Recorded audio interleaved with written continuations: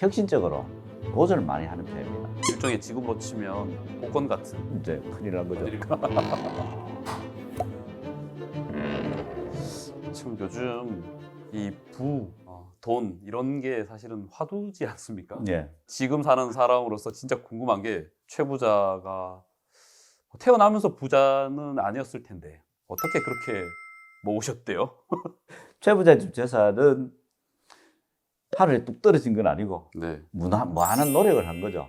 그러니까 12대 중에 3대 최국선 선생 전까지는 엄청난 부자는 아니었다. 그렇죠. 예. 이제 일대라고 보통 하시는데 정무공 할아버지 같은 경우는 청백리입니다. 네. 청백리가 무슨 재산을 모읍니까? 그렇죠. 예.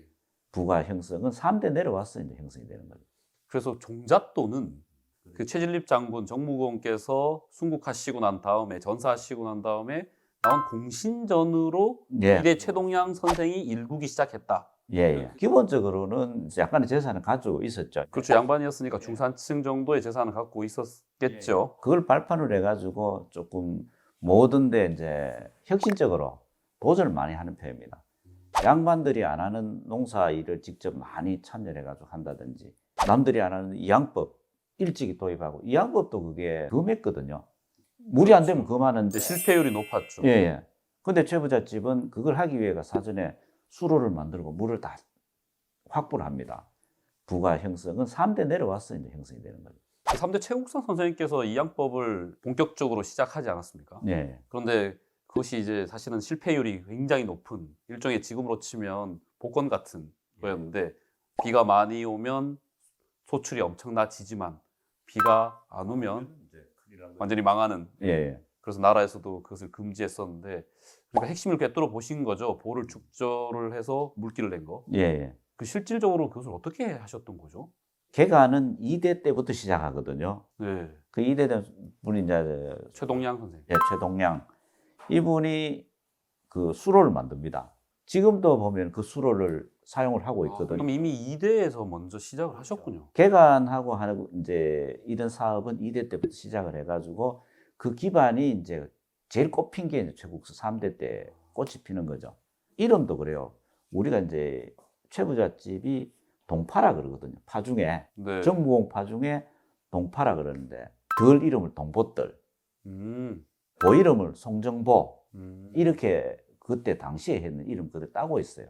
그 지금도 그 수로가 이제 그때 당시에 그대로 남아 있거든. 수로 이 형태가 아직까지 사용도 하고 있고. 그러면 이제 그때 그 이전에 그 직파할 때보다 예, 소출이 엄청나게 좀 늘어나는 거죠.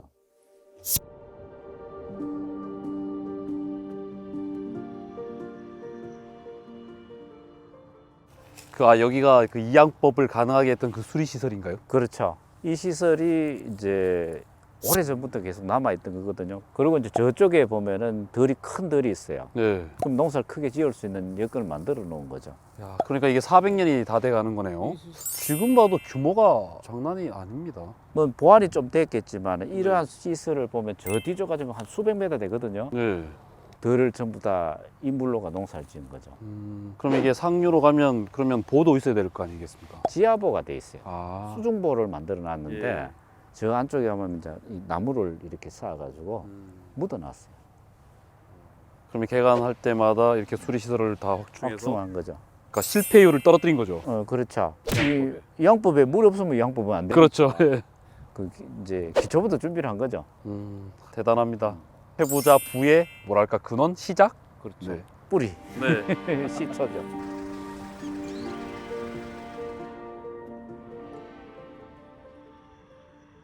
이양법을 도입한 획기적인 그다음에 시대가 좀 따라줬죠. 임진왜란 병자호란 그 양난 이후에 황폐화된 농토를 개간을 하면서 그러면서 땅이 이제 급속도로 늘어난다는 말이죠. 예. 그게 또 어떤 계기가 있었던 거죠? 개간 산업이죠. 개간을 하는 게 이제 임난 병난 이후에 네.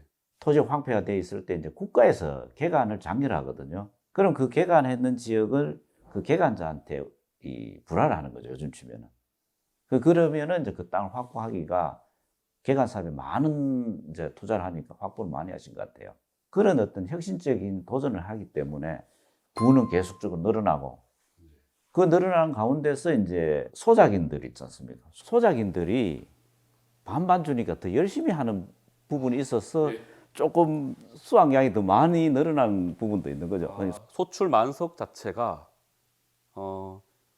당시에 5할이었다는 거죠. 예, 수입 배분이. 그렇죠. 다른 부호는 어느 정도였던 걸로 아시죠? 7대 3이 보통을 했다 하거든요. 예. 그리고 이제 내가 나이도 많지는 않은데 예. 우리 시절에 그러니까 70년대 중반 6대 4였거든요. 그때까지도. 예.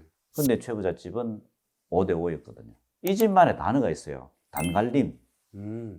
농사를 지으면 이 볕단을 이렇게 세워두지 않습니까? 그러면 한 단 한 단 소장인과 딱 반반 가르는 거죠. 그래서 집촌에 가면 이제 최부잣집은 그냥 교촌이라 그래요. 네. 교촌은 단갈림이다. 이 용어가 있어요. 야, 그러니까 1대1 너 하나, 나 하나. 그렇죠. 그런데 진짜 8할 가져가는 지주도 많았던 걸로 나오고 있거든요. 예. 그러니까 5대 5로 나누어서 만석이면 실제로는 뭐 맘만 먹으면 얼마든지 몇만 석이 될 수도 있었던 거죠. 그렇죠. 이 소작인들이 자기 수입이 더 많으면 더 열심히 짓지 않습니까? 네. 그러면 최부잣집 재산은 계속 선순환이 되어 늘어나는 그런 부분이 있는 거죠. 그리고 이 부가 이제 조선사회 다 후기 알아주는 거는 300년이나 세월이 있어요. 그렇죠. 부가 보통 보면은 몇 대 만에 끝이 나지 않습니까? 부자 3대 안 간다 그러는데 그런 게 이제 최부잣집은 10대, 12대 흐르고 이렇게 가니까 돈을 모으는 과정이 이제 깨끗했는 거죠. 네. 현대사회 같은 경우는 돈을 모으려면 뺐어야 되지 않습니까? 그렇죠. 근데 최부잣집은 뺏는 게 아니고 나눠줌으로 해가지고 돈을 더 늘릴 수 있는 지혜가 있었는 거죠. 소작인들한테 50% 주니까 소작인들이 더 열심히 해가 더 많이 갖다 주는 격이 된 거거든요. 욕심 부리지 않고 내줬는데 그게 더 돌아오는 이 기발한 어떤 지혜죠, 이게. 그러니까 최부자는 뭐 일확천금 이런 거는 존재하지 않았고 예, 굉장히 오랫동안 부를 쌓아온 거죠. 그렇죠. 실제로 일을 하는 농민들한테 더 많은 부를 나눠주니 이것이 저절로 돌았다. 뭐 이 정도로 예, 예. 제가 정리를 잘했습니까? 잘했습니다. 그리고 욕심을 내지 않고 내 거 내놓으면 해가 더 돌아온다는 참 이 굉장한 지혜죠. 이게. 예, 당시로서는 굉장히 드문 생각이죠. 한편을 보면은 다른 지주들한테 지탄받았을 것 같아요. 그렇죠. 예, 비교되니까. 예, 예.